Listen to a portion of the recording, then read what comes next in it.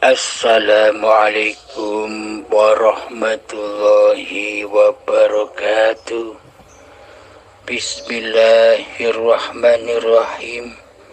Ashhadu an la ilaha illallah wa ashhadu anna Muhammadar Rasulullah.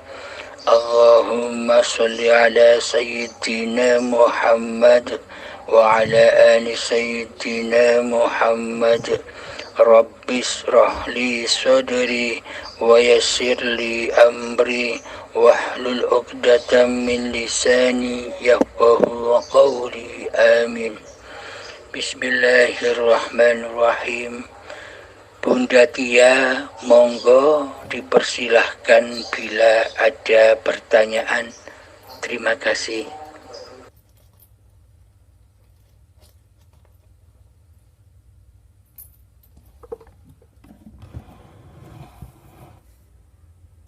Assalamualaikum. Temu tanglet, Pak.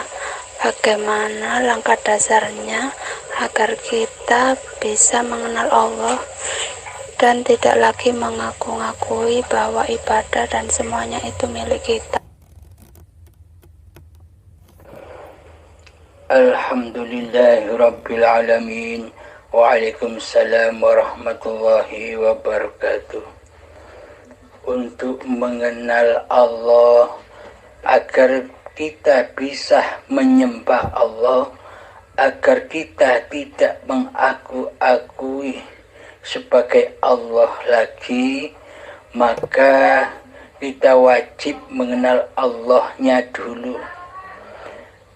Awwaluddin ma'rifatullah. Awal kita beragama wajib mengenal Allah, wajib tahu Allah, wajib bertemu dengan Allah. Tanpa kita tahu Allah, tanpa kita bertemu Allah, bagaimana mungkin kita bisa menyembah Allah? Bagaimana mungkin kita bisa mengingat Allah tanpa kita bertemu? Logikanya demikian. Anda hanya tahu nama saya saja. Anda selalu mengucap di hati Anda nama saya, Halim, Halim, Halim, Halim, Halim, Halim. Semisal Allah, Allah, Allah, Allah. Tanpa Anda pernah berjumpa dengan saya. Kira-kira Anda tidak tahu wajah saya. Kira-kira dalam Anda berzikir Halim, Halim, Halim, yang Anda ingat apa? Kan yang Anda ingat hanya nama-namanya saja. Sama halnya juga Allah, Allah, Allah, tanpa pernah berjumpa dengan Allah. Kan yang diingat di hati hanya nama-nama Allah saja. Akhirnya hawa nafsu menggoda, mengingat dunia, menyaksikan dunia di dalamnya. Karena hati tidak mampu mewujudkan Allahnya. Karena selama ini yang wujud di hati kita hanya diri kita, hawa nafsu kita, dan dunia. Sebelum kita mengenal Allah, maka kenalilah diri kita dulu. Siapa diri manusia kita ini? Apakah memang diri manusia kita ini bersifat layaknya seperti sifatnya Allah? Wujud. Sifat wujud kita akui sebagai wujud diri manusia kita. Padahal sifat wujud itu hanya milik Allah. Sifat hidup. Sifat hidup selama ini kita akui sebagai hidup kita. Padahal hidup itu Allah. Sifat kuasa, selama ini kita merasa berkuasa untuk melakukan sesuatu. Baik itu ibadah, baik sholat, ke pasar, memasak, ke dapur, ke sawah, dan lain-lain. Seolah-olah badan kitalah yang mampu berkuasa melaksanakan seluruh kegiatan-kegiatannya badan.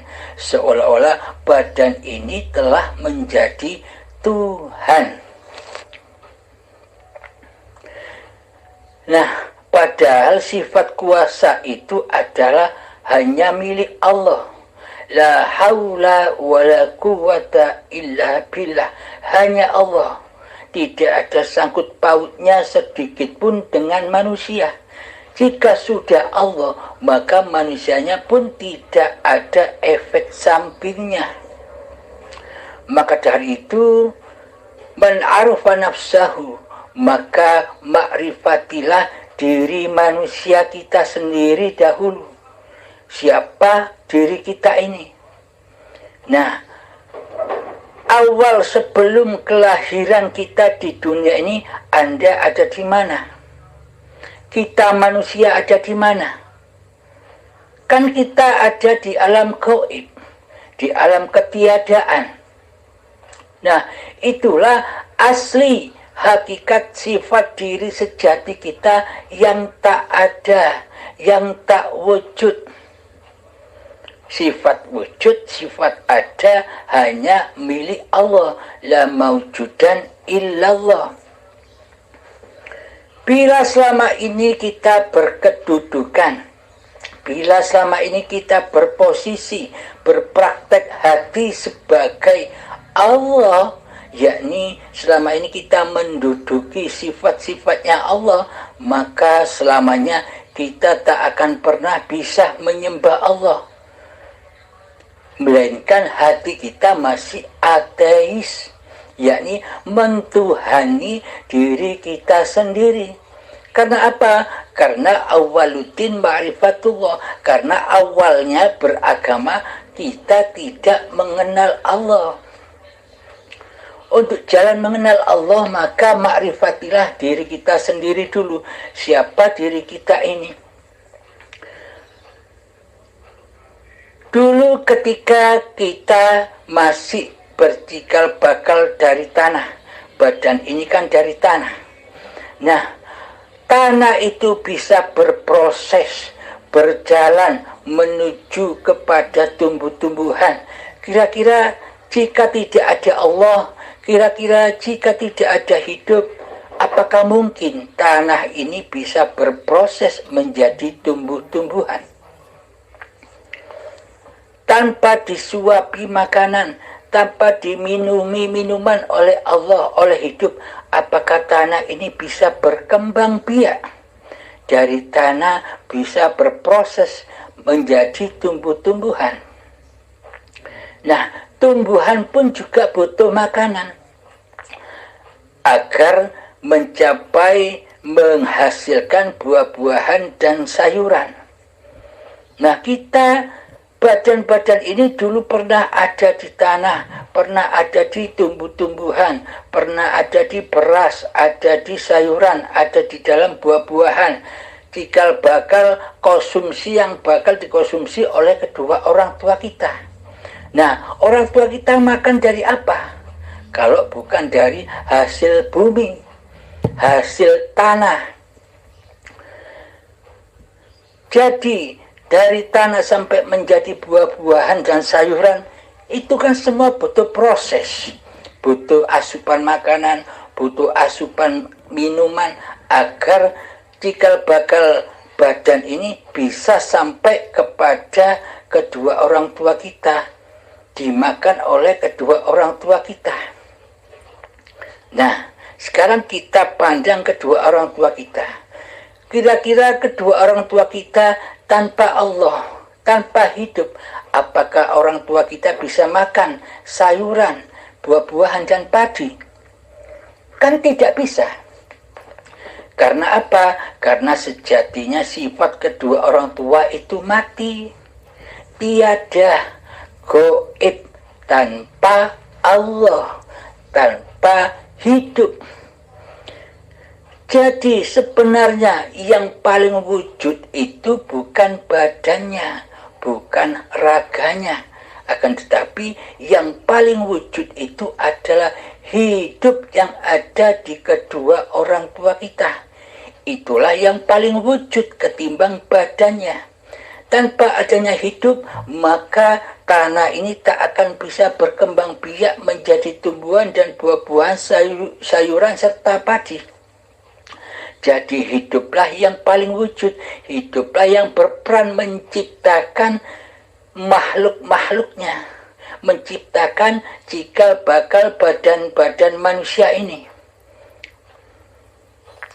Maka dari itu contoh, seumpama badan-badan yang dimiliki oleh kedua orang tua kita itu ketika sudah makan dan minum, maka apakah mungkin ayah dan ibu kita memproses sendiri hasil makanan dan minuman yang diminumnya itu menjadi sperma dan sel telur? Kira-kira apakah ayah kita yang memproses sperma? Dan apakah kira-kira ibu kita yang memproses sel telur? Nah, bila memang sperma dan sel telur itu buatan ciptaan kedua orang tua kita, maka orang tua kita lah Tuhannya, pencipta kita. Padahal kedua orang tua kita tidak tahu menahu keberadaan kejadian sel sperma dan sel telur. Siapakah yang mengurus semua itu? Siapakah yang mengurus jeroan-jeroan badan kedua orang tua kita? Darahnya, ususnya, jantungnya, ginjalnya, pencernaannya, lambungnya, siapa semua yang mengurus itu? Apakah orang tua kita sendiri? Apakah kita sendiri? Yang mengurus adalah penciptanya. Siapa penciptanya? Hidup itulah yang mengurus, yang mencipta, yang membimbing, yang mencukupi, yang menjaga, yang mengasih sayangi badan-badan ciptaannya ini. Nah, jadi jelaslah bahwa hidup dan badan ini bukan milik kita. Untuk mengenal Allah, maka pasrahkan kembali bahwa hidup ini Allah di dalam hati kita. Karena iman takwa kepada Allah itu berada di babakan hati. Jadi tetapkanlah di dalam hati kita ketiadaan dan kegoiban kemanusiaan kita. Bila itu tidak digoibkan, bila diri manusia kita tidak difanakan, maka manusia kita merasa dirinya yang wujud, Allahnya goib. Jadi yang jadi Tuhan selama ini adalah diri kita sendiri sebenarnya. Karena Allahnya goib, mana mungkin Allah jadi Tuhan dan mentuhani diri kita, sedangkan Allahnya goib. Muhal bukan? Berarti selama ini yang kita pertuhankan adalah diri kita sendiri, hawa nafsu kita sendiri. Nah, di ayat Al-Quran ada firman Allah, barang siapa yang memperturutkan hawa nafsunya, maka derajatnya di sisi Allah itu adalah lebih rendah daripada anjing atau babi dan celeng. Derajatnya lebih rendah dari hayawan bagi manusia yang memperturutkan hawa nafsunya. Hawa nafsu dipandang secara syariat, hawa nafsu itu adalah perbuatan keji dan mungkar menurut tatanan syariat, menurut tatanan badaniah, menurut dohir-dohir manusianya. Karena kita selama ini hanya menyembah badan, menilai sebuah badan di dalam mengerjakan ketaatan ataupun kemaksiatan. Jadi kita selama ini hanya menilai badan-badan manusianya yang berbuat ketaatan, dan selama ini kita hanya menilai badan-badan manusianya yang berbuat kekejian dan kemungkaran di sisi manusia. Sedang selama ini kita luput memandang hati. Jika memang manusia pasti memandang dohir-dohirnya, karena dohir-dohirnya selama ini ia Tuhan-Tuhankan, ia cinta-cintai. Selama ini coba kita angan-angan, coba kita tafakuri, sehingga seluruh sholat dan seluruh ibadahnya pasti berpraktek, beraplikasi di dalam hatinya, berbunyi li nafsi, bukan lillahi ta'ala. Karena kenapa li nafsi? Li nafsi itu maksudnya diaku-akuilah semua ibadah dan sholatnya. Contoh, ketika sholat kita merasa bahwa diri manusia kita yang mampu, yang berkuasa untuk melakukan sholat. Kita merasa diri manusia kita yang mampu beribadah sedemikian banyaknya. Manusia merasa mampu sholat, manusia merasa mampu zakat, manusia merasa mampu puasa, manusia merasa mampu ibadah haji secara badaniah. Padahal syahadat, sholat, zakat, puasa, dan haji itu ada di babakan hati. Yang di luar diri itu adalah syariat, lambang-lambang yang batin, lambang-lambangnya hati. Maka dari itu syahadat, sholat, zakat, puasa, dan haji itu wajib kita ketahui babakan yang ada di dalam hati, bagaimana hakikatnya syahadat, bagaimana hakikatnya sholat, bagaimana hakikatnya zakat, bagaimana hakikatnya puasa, dan bagaimana hakikatnya haji di sisi Allah, bukan di sisi manusia. Selama ini kan kita mengerjakan seluruhnya ibadah itu kan hanya di sisi manusianya. Terbukti manusianya lah yang merasa melakukannya. Karena praktek hati masih linafsi. Sebab apa? Sebab ia tidak mengenal Tuhan yang disembahnya. Akhirnya ia mentuhani dirinya sendiri. Seolah-olah wayang sudah tak butuh dalang. Wayang merasa diri sudah bisa mendalangi kewayangannya sendiri. Dalangnya disuruh tenguk-tenguk. Dalangnya disuruh melihat dirinya. Karena apa? Karena dalangnya sudah tak berkuasa mengatur dirinya.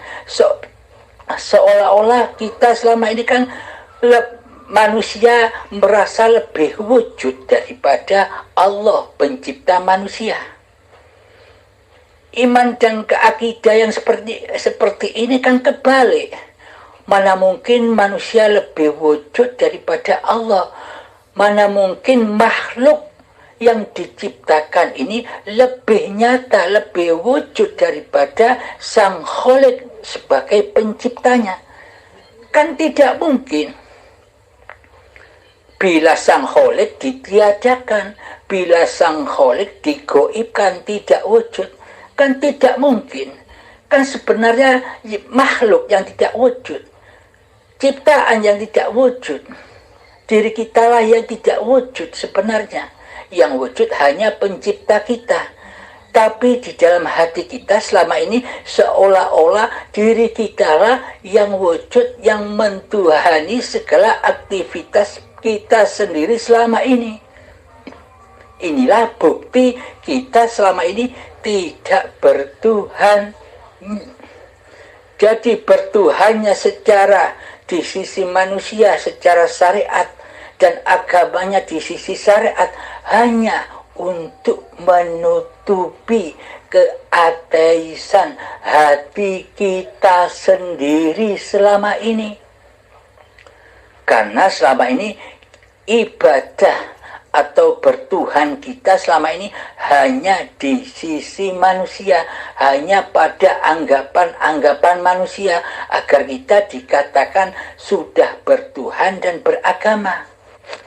Itulah ulah hawa nafsu yang lebih rendah derajatnya daripada anjing di sisi Allah. Maka wajib kita kenal dahulu siapa hawa nafsu ini. Karena setan iblis itu, kata Allah, nyata sebagai musuh-musuhmu yang nyata, kata Allah. Bukan gaib. Iblis dan setan itu sangat nyata yang akan menyesatkan kita ke jalan Allah. Siapakah sebenarnya iblis dan setan yang nyata itu? Sebenarnya, padahal banyak ulama-ulama kita yang mengatakan bahwa setan dan iblis itu gaib, tiada, tak nampak, tak jelas. Ini berlawanan dengan firman Allah. Allah bilang setan dan iblis itu nyata kok. Tapi para ulama kita menyatakan bahwa iblis setan itu tidak nyata, alias gaib, tak terlihat. Ini kan menyimpang dari pemahaman yang difirmankan oleh Allah bahwa iblis dan setan itu nyata. Dan sifat iblis dan setan itu selamanya tak mau tunduk dan bersujud kepada Adam. Nah, siapakah sebenarnya iblis dan setan itu?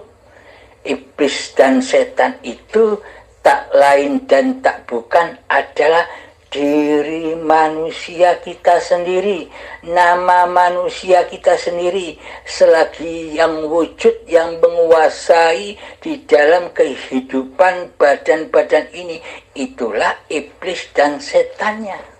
Nyata bukan? Abdul Halim ini kan nyata, tidak gaib. Nah, inilah yang dimaksud iblis setan yang nyata yang wajib kita perangi.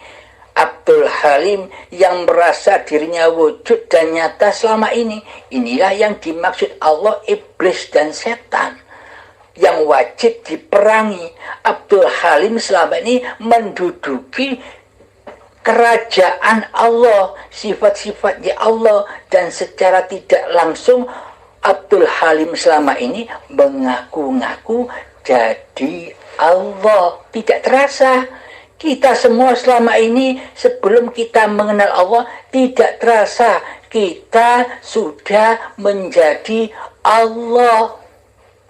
Kita tidak menyadari, kita tidak terasa bahwa selama ini diri kita mensekutukan Allah dengan diri kita, mensekutukan sifat wujudnya Allah dengan wujud diri kita, mensekutukan sifat hidupnya Allah dengan hidup kita, mensekutukan sifat kuasanya Allah dengan sifat kuasa kita, mensekutukan sifat ilmunya Allah dengan ilmu dan amal kita, mensekutukan kehendaknya Allah dengan kehendak manusianya, mensekutukan penglihatan Allah, pendengaran Allah, dan kalamullah dengan penglihatan dan pendengaran serta kalam manusianya. Selama ini kan kita mensekutukan Allah, karena seluruh sifat Allah sudah kita kuasai, kita akui sebagai milik kita. Berarti yang jadi Allah itu Allah apa kita? Bagaimana mungkin Allah menjadi Tuhan kita, sedang Allah kita gaibkan?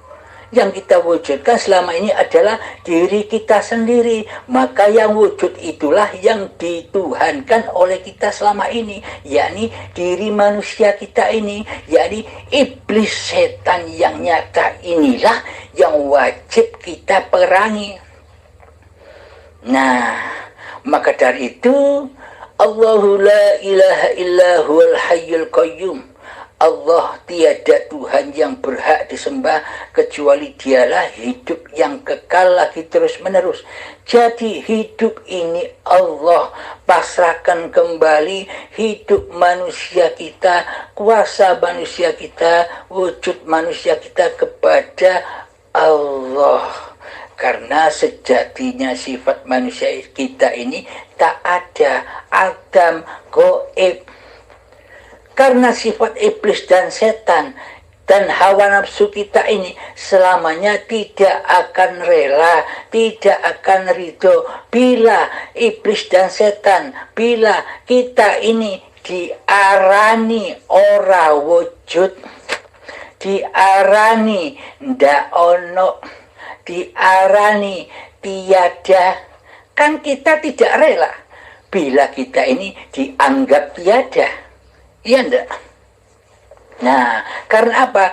Karena selamanya hawa nafsu setan dan iblis ini maunya, inginnya hanya selalu ingin menjadi Tuhan, mentuhani hidup dan badan ini, sehingga Allahnya dipersekutukan. Inilah pintarnya, pandainya iblis dan setan menggoda anak cucu Adam. Maka kembalilah kepada sifat Adam kita. Sesungguhnya manusia ini Adam. Bapaknya Adam, ya anak cucunya ya Adam. Adam maksudnya iblis dan setan ini tidak mau bersujud kepada Adam, bukan bersujud secara badannya sosok Nabi Adamnya, bukan sujud seperti kita sujud waktu sholat itu. Maksudnya bersujud kepada Adam. Adam itu kan artinya tidak ada, lawannya sifat wujud. Bila Allah wujud, maka lawannya adalah sifat muhalnya, itu Adam.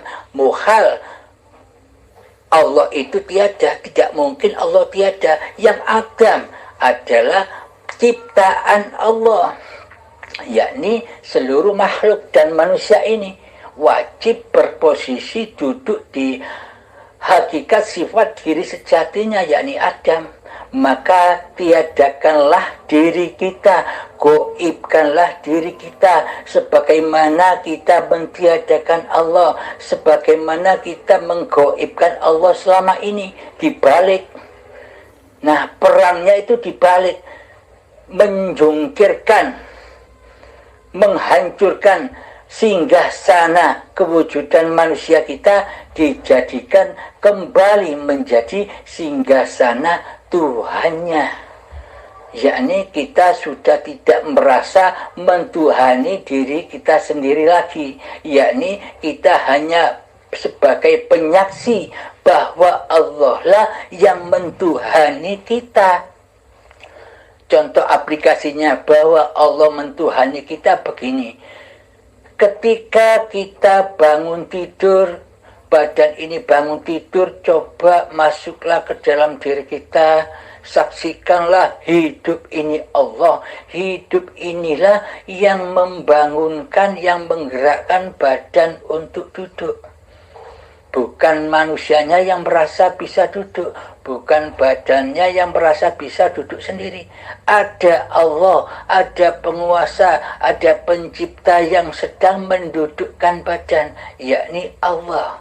Hidup inilah Allah. Jadi akidah dan iman seperti ini hanya Anda letakkan di hati. Jangan diomongkan kepada orang lain, karena orang lain tidak akan percaya hal yang sedemikian, karena orang lain pasti mengkafirkan, pasti mengkufurkan, pasti memurtadkan Anda, seakan-akan Anda mengaku diri jadi Allah. Kan demikian, seolah-olah bila kita berpraktek hati demikian, seolah-olah manusia memandang kita mengaku jadi Allah. Kebalikannya.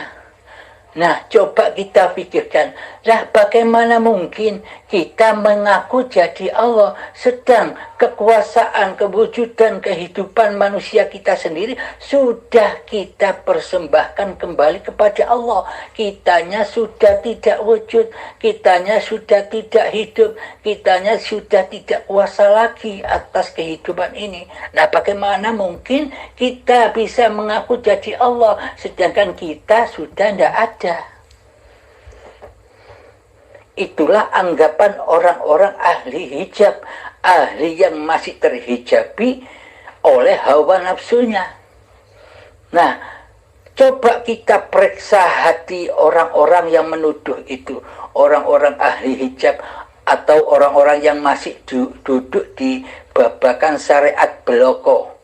Ayo, kita pikirkan, selama ini kita kan yang selama ini mentuhani diri kita sendiri, bukan Allah, karena Allahnya gaib, kitanya lah yang wujud selama ini. Nah, siapa sebenarnya yang ngaku jadi Allah itu? Ahli hijab ataukah ahli syahud? Orang syariat ataukah orang makrifat?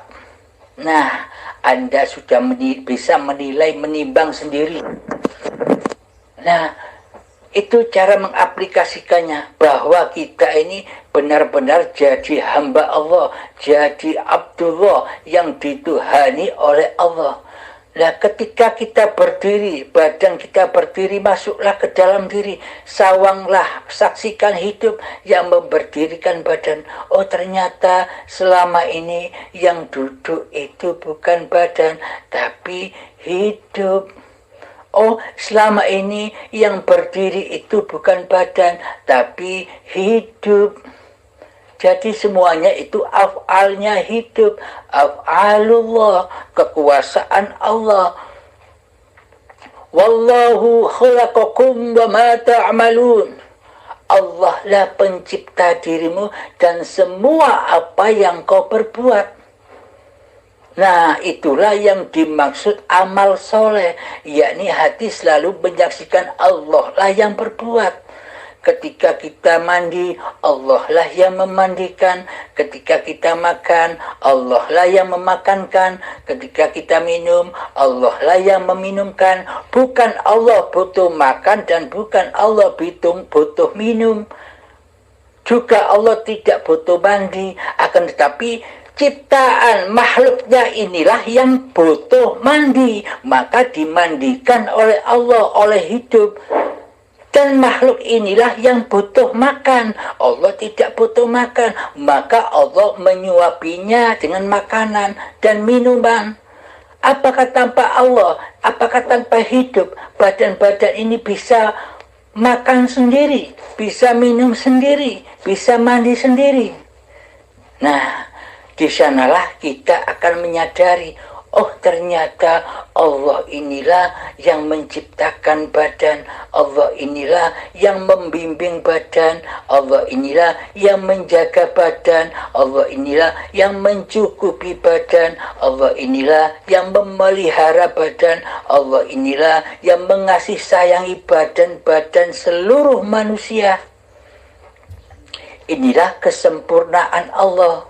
Maka saksikanlah Allah di segala tindak laku badan-badanmu, sehingga teraplikasi hati lillahi ta'ala.